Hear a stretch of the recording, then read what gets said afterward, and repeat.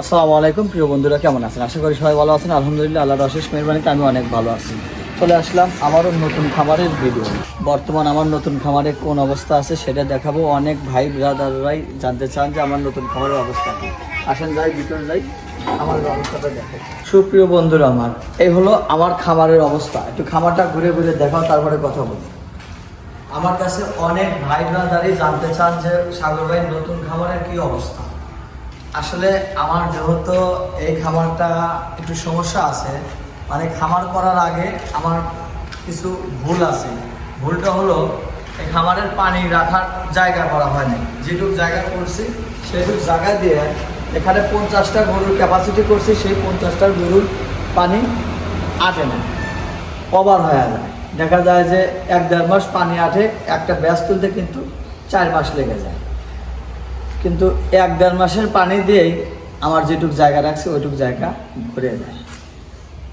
তারপরে বাকি দেখা যায় যে ওই পানিটা কোথায় রাখবো, সেই পানি রাখার জায়গা নেই। সব এই ফসলি জমির যদি আমার এই নোংরা পানি খালাই, তাহলে এই জমিগুলো আবাদ করতে একটু সমস্যা হবে।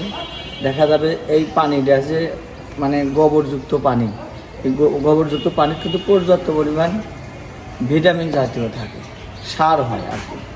সেই পানি গেলে পরে দেখা যায় ফসলের গাছ হয়, ফসল হয়। প্রিয় দর্শক, আমি মানুষের ক্ষতি করতে চাই না।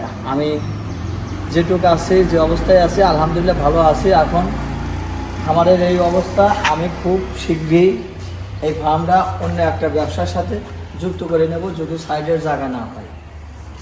কোন ব্যবসা করব সেই ব্যবসাও আমরা জানাবো। বর্তমান আমরা একটা ব্যবসা করতেছি, সেটা হলো মিক্সার খাদ্যের ব্যবসা।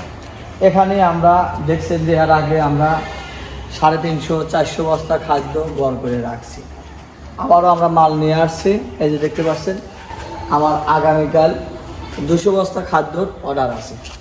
সেই খাদ্য প্যাকেট করব আমরা, সেই খামারিকে আমরা পাঠিয়ে দেব ওনার গন্তব্য বা ওনার ঠিকানায়। তো প্রিয় দর্শক, যারা আমার কাছ থেকে মিক্সার খাদ্য এবং মেডিসিন নিতে চান, অবশ্যই আমার সাথে সরাসরি কন্ট্যাক্ট নাম্বারে হোক আর ইমো হোয়াটসঅ্যাপে হোক ভিডিও কলে কথা বলবেন, তারপরে খাবারের অর্ডার দেবে।